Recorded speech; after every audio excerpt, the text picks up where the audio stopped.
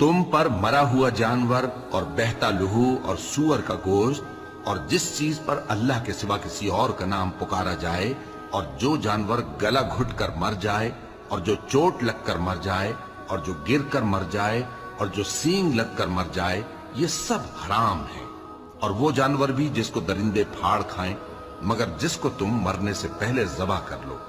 اور وہ جانور بھی جو غیر اللہ کے آستانے پر ذبح کیا جائے، اور یہ بھی کہ پانسوں سے قسمت معلوم کرو، یہ سب گناہ کے کام ہیں۔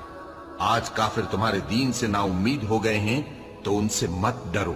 اور مجھی سے ڈرتے رہو۔ آج میں نے تمہارے لیے تمہارا دین کامل کر دیا ہے اور اپنی نعمتیں تم پر پوری کر دی اور تمہارے لیے اسلام کو بطور دین پسند کر لیا۔ ہاں، جو شخص بھوک میں ناچار ہو جائے بشرطے کہ گناہ کی طرف مائل نہ ہو تو اللہ بخشنے والا ہے، بڑا مہربان۔